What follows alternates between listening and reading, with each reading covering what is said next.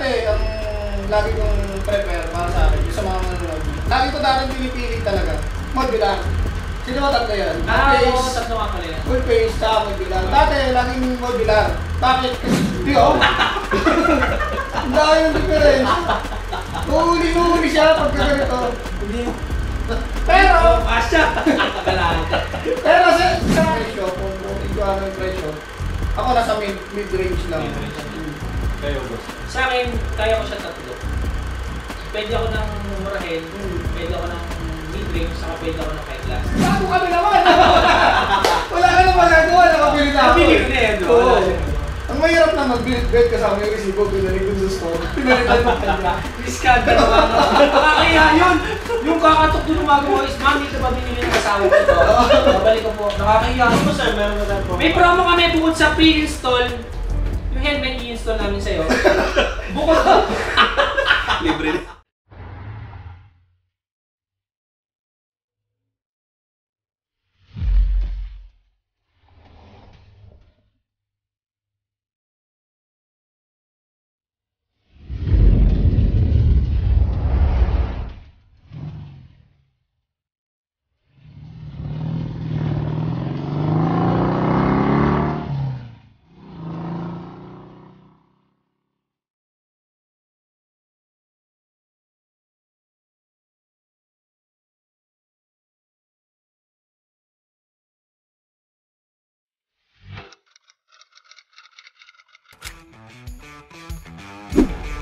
So what is up guys? Yan, good evening. Nandito kami ngayon sa Secret Shop. Kasama ko si Boss Alex and si Juling TV. So ngayon guys, pag-uusapan natin no, kung paano nga ba tayo pumili ng motor. Paano nga ba tayo pumili ng helmet na gusto natin. Ayan. So sa mga ngayon pa lang nanonood, don't forget to like, share, subscribe to my YouTube channel.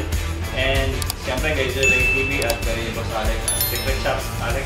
So ayan, subscribe kayo guys.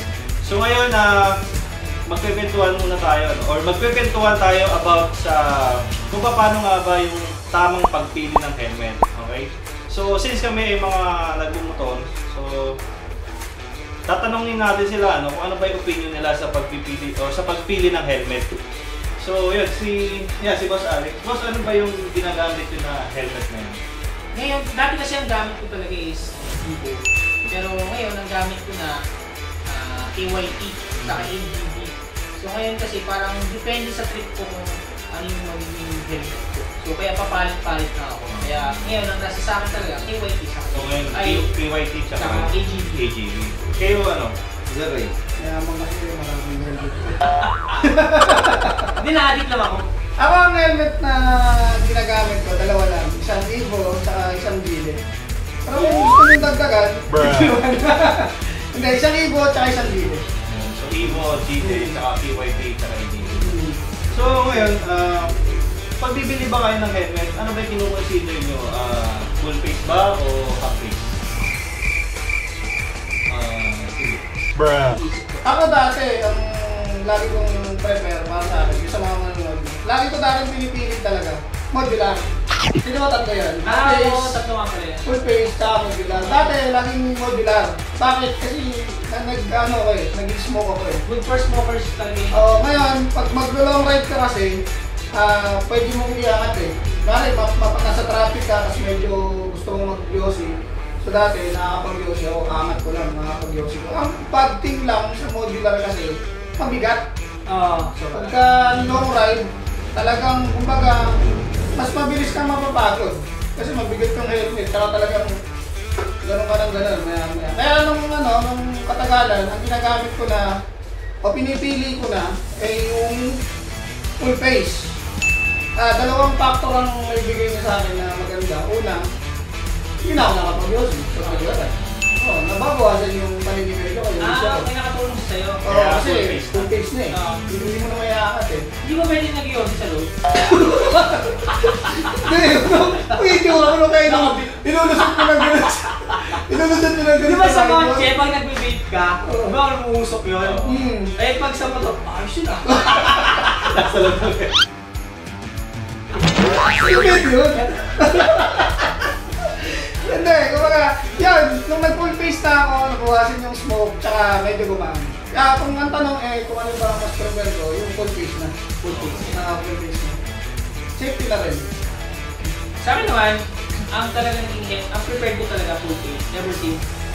Pag nag-half face kasi ako, may hiyain ako eh. Pwede na! Saka ayoko mantik yung mukha ko pag nag-motor ako. Kaya ang naging helmet ko talaga ever since, full face. Kaya pag half face, parang irritable ako na, ayoko pag nakita mo ako nag-motor, ayoko nakikita mo yung mukha ko. Gusto ko makita mo mata ko lang, pakilala mo ko sa tindig. Kaya mas prepared ko yung full.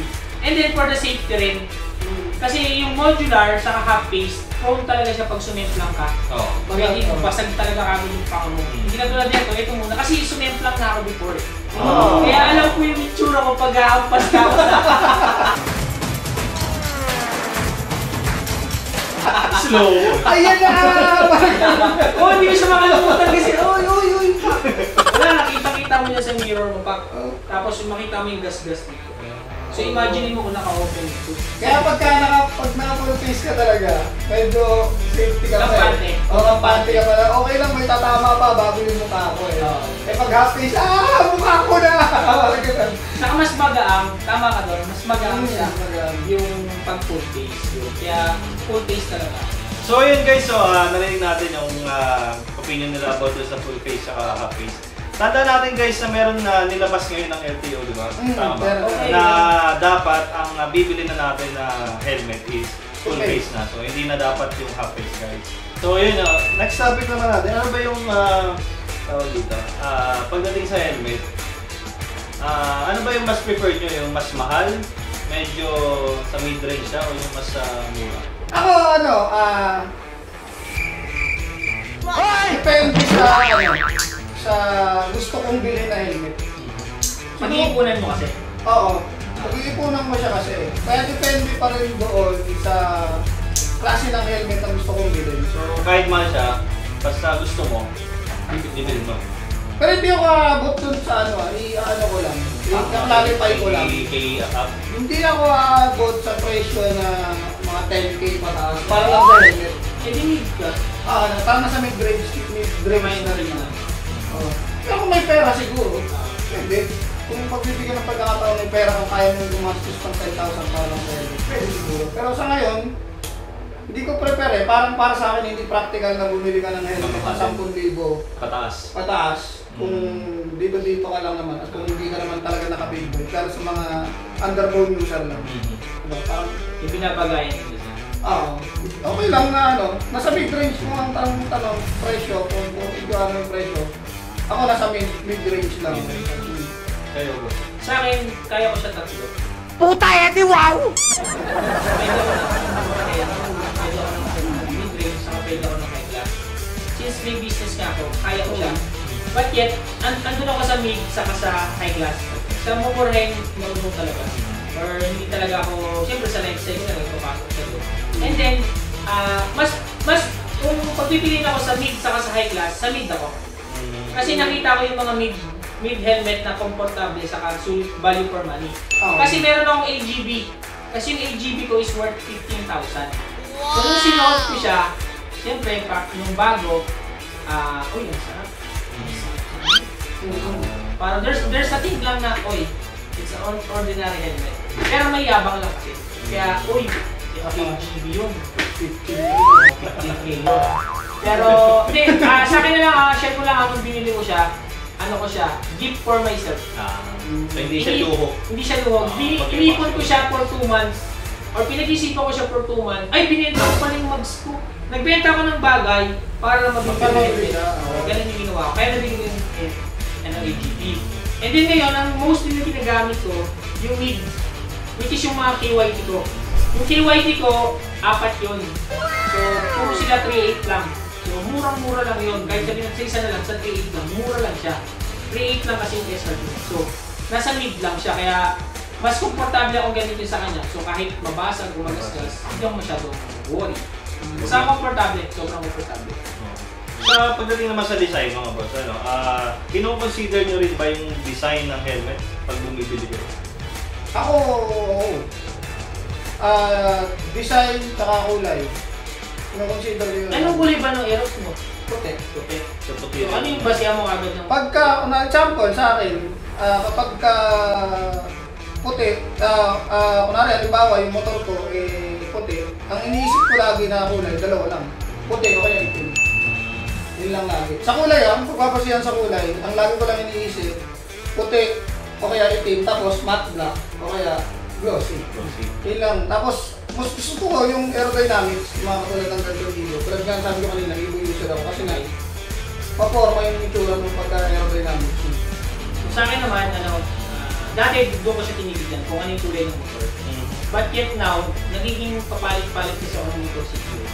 So, hindi na ako tumitingin ngayon sa itsura ng motor ko para magbase ako sa helmet ng gusto ko. So, kahit anong motor na sakyan ko, kung ano yung helmet ko, babase ko na lang sa forma ko, nababagay sa forma ko bago ako sumakay doon. Naniniwala kasi ako na yung passion na gagawin ko is for my outfit lang nakatayo, saka ako sasakay sa motor. Tulad nung may mga nag-feature sana, di ba, pag nagtitibiyang, tinitignan ko yung itsura ko, Okay. green yung helmet, yung motor. Tapos yung helmet ko, maraming kulay. Sabi ko, okay, okay. So, hindi na ako nagbabasa sa itsura ng motor. Hindi, ang basehan mo kasi muna, helmet muna, maganda. Tapos gagastos ka. Gagastos ka sa jacket, sa sapatos, babagayan mo lang. Babagayan mo lang yung helmet. Mas maluto. Iba yun May iba kasi, di ba, pag tinitingnan nila yung helmet, yung iba, mas gusto nila plain, isang kulay lang. Yung iba kasi naman mas... iniisip nga kasi nila yung motor din nila Anong kulay ng motor ko? Yung lagi, kahit sa mga viewers yan na lagi iniisip ng mga yan bago bumili ng helmet o ng kulay, lalo sa kulay, yung tinitignan yan madalas, babagay ba ito sa motor ko? Pag nakasakay na ako sa motor ko, okay mo ito. Ibang klase naman yung kay Sir Alex na outfit. wala akong pakialam dun sa kulay ng motor ko. Yung outfit mo. Yung akin. Oo. Rider. Hindi na doon. Kasi nag-adjust ako nagpapalit kasi ako ng motor. Nagpapalit din ako ng kulay ng motor ko. Kaya, imbes na magbase ako dun sa motor ko, sa outfit ko na lang. Galing ko na lang yung style ko. Pero may isa, may mga iba, di ba? Halimbawa, kaingayan or tawag dito, yung sikat yung ganitong kulay ng Evo. Okay. Minsan, di ba, kahit hindi na siya babagay sa forma ng motor, mo. Yun yung mga yun yung mga yung Blue mga yung blue, di ba? Maganda yun eh. pero meron din namang iba na nakisunod lang sa uso. Ang ganda nung nakita nung bumagay dun sa isa. Ang ganda nung helmet ko, bumagay sa isa. Bumili rin siya, ang problema, hindi ka nang bumagay sa kanya. Yung katawan niya macho, di ba? Macho. Kunyari, model na artista. Uy, bagay kay Alden Richard. Hindi sa akin, pag suot mo, puta laki. Meron mga ganun, may mga ganun. Depende rin talaga sa sa rider. Depende sa preference ng rider kung anong preference. So, itong susunod na tanong natin, pwede itong pumasok sana makaka-relate dito yung may mga jowa dyan, may mga asawa. No? Pag bumibili ba tayo Paano kung single, sir? Hindi ka kasali sa usapan. Tapan mo muna yung tapan mo muna yung tenga mo. So yun sa may mga asawa o girlfriend dyan, may mga karelasyon, no? Kino-consider nyo ba na yung decision ng inyong kasama o ng inyong asawa sa pagpili ng helmet? Sa experience ko, kasi di ba nauuso nga yung yung couple kayo? Oo, ako gusto ko rin naman doon, na parang maporma rin kasi minsan tignan. Pag couple parehas kayo. Kaya yung decision niya, ang point na kasi, yung decision ng asawa mo. Importante pa ba yun? Oo, importante rin. Pero, pag sinabi niya half face siya at full face ako, doon kami magtatalo. Kasi para sa akin as a rider, kino-consider ko rin yung safety. Kaya nga tayo bumili ng helmet at gusto kong mag-helmet yung partner ko kasi gusto ko safe siya. Lalo pag long ride, mas gusto kong huwag ka na sumama kung mag-half face ka lang. Gusto ko full face din siya. So may paninindigan ka yung part of it. Pagdating sa ganun. Full face kung ano yung gusto mo, yun talaga mo gusto mo. Pero sa design, sa kanya. Wala siya nakapatan dun sa... Oo, sa Paano pag half face floral ako. yung gusto niya? Hindi naman bibili. Ay, gusto niyo yun. Hindi, couple nga di ba? Ay, magpo-floral na, magpo-floral din ako. Doon kayo magkakatalaw. Parang, Pink gusto niya. hindi naman siguro, pero Gano'n ka ba katapang? ang tanong mo kung gaano siya katapang So yung sa parang part mo, parang there's a 50-50 na Oo, meron nga. Sa akin naman sa part ko, never yung asawa ko, never kong sinabi sa kanya magawa ko. So sa pag-uwi ko, Bago ah. Pero hindi mahalaga sa kanya yung opinion niya para sa pagbili ko ng helmet. Parang supporting niya lang, napaka-supportive ko ng mga bagay na bibili ko tulad ng helmet. Kaya hindi ako nag-excuse sa pagbibili ako. Tatas ko muna sa asawa ko. Wala akong ganun pa. Decision ako on my own. Pag sinunod mo ba siya, masayo ba na inaandar ka? Hindi ka. Hindi naman siguro. Mabait lang siguro ako. Pwede na! Kaya. Siyempre, at sino magsasabi ng gano'n? Kaya pala dalawa pa lang helmet. Oo. Pero hindi ka andar. Kasi sinusunod mo siya. Basta sinusunod mo siya. Oo. Kasi Mabait lang tayo eh. Kaya ako, mas gusto ko kasama yun siya. Kasi, baga may nakukuhanan ako ng opinion. Okay. Pag bibili ako, pare, bagay mag-akin ba? Lagi ako may nakukuhanan. Kami yung asawa mo may impact test. What? Kailangan ko na Hindi! Hindi, parang yung ano lang, yung look. So hindi ako share ko sa inyo, may pumunta dito. Kasama yung asawa. Yung talo. Hindi sila bumili. nagkasundo. Hindi sila bumili. Hindi wala kaming benta. Huwag na nga tayo bumili. Ang kulit ko kanina ako. Patay. Sabi ko sayang, sabi ko dapat yung asawa. Sabi na ako bumili. Kaya maganda yung ginagawa mo sa akin. Yung pag-uwi, isang ganit na lang. May bago ka na naman. Wala ka na magagawa, nakabili na ako. Nabili ko na yan, Oo. Ang mahirap naman, bilis-bet kasama yung resibo, pinalik yung gusto. Pinalitan mo kanya. Iskanda naman. Kaya yun, yung kakatok doon gumagawa is, ma'am, ito ba binili ng asawa ko ito? Babalik ko po. Nakakahiya yun, no? Oo. Parang hindi ka andar nun. Siguro malaman. So yun guys, no, narinig nyo na yung mga opinion ng ating mga kasama ngayong araw. So yun, last parting words na lang, Boss Sir Ray, ano yung masasabi mo sa pagpili ng helmet? Ako yun, sa mga katulad ko na nasa mid-range na gustong bumili ng magandang klaseng helmet. Siyempre, ang unang lagi natin i-consider mga utol ay yung safety. Yung hindi lang basta ganda, target. So sana isipin nyo rin yung tibay at saka yung klase ng helmet na binibili nyo. Kung mapoprotektahan ba kayo nito in case na something na may mangyari sa pag-ride ng team. So yun, tapos syempre, pangalawa yung komportable kayo, piliin nyo lagi yun. Kaya importante yun sa atin sa pag-ride. Mahirap yung nagra-ride ka hindi ka komportable sa helmet na suot mo kasi magiging distraction siya para sa'yo. Magiging sagabal siya sa pagmamaneho. Tapos, pangatlo, yung kaya mo, yung kaya ng bulsa mo, yung kung masaan ka, yun yung lagi kong payo sa minsan sa mga ibang rider din.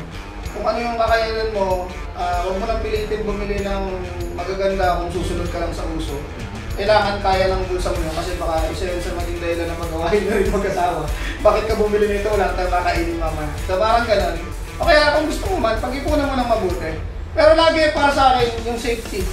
Safety lang ng helmet. Kaya sabi mo yung bili ng helmet para talaga sa safety. So yun lang lagi na helmet.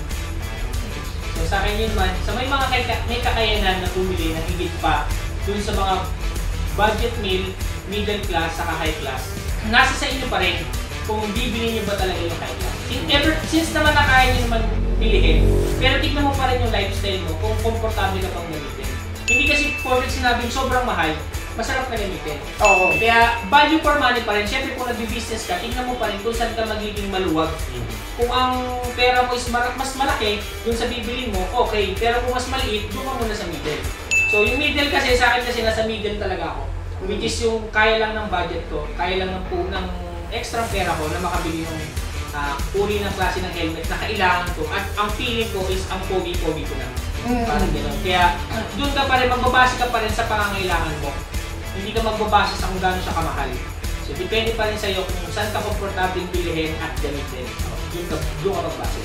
Baka yung mga mid-range na helmet ngayon na sinasabi natin, yung mga katulad ng natin na kaya natin ano na mga magagandang klase nun, kaya na tumapat talaga sa mga high class helmet.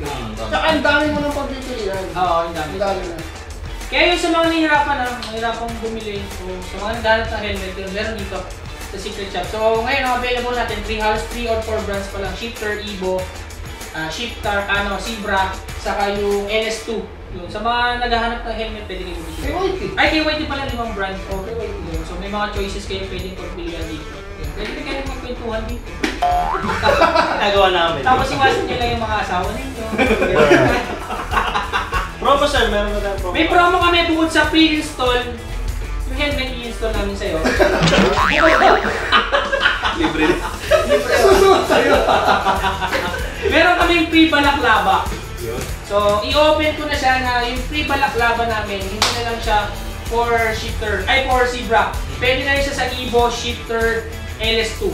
So, yun yung package, libre na ibibigay namin, or promo na ibibigay namin. Evo Shifter LS2. LS2, Zebra. Zebra. So, apat. Halos lahat na. Lahat na EYT. lang, ano, ayun. Parang balik na namin. Pag bumili ka nun, meron Once bumili ka ng kasama- helmet, may libre ka ng balaklava. So, yun guys, so hopefully pumunta kayo dito sa Secret Shop and mag-message kayo sa, sa Facebook page ng Secret Shop dito sa Bulihan. So hopefully may natutunan kayo, lalo sa may mga asawa dyan. Yun, pag-usapan nyo mabuti kung ano ba talaga yung gusto Busi yung siya helmet. ako bumili. Ayan. And syempre sa mga naghahanap at nag-aim na magkaroon ng magandang helmet, pag-isipan nyo mabuti. Wag lang kayo bibili ng mga substandard yun. Ang pinopromote kasi natin dito is yung quality helmet and safety ng mga bawat riders.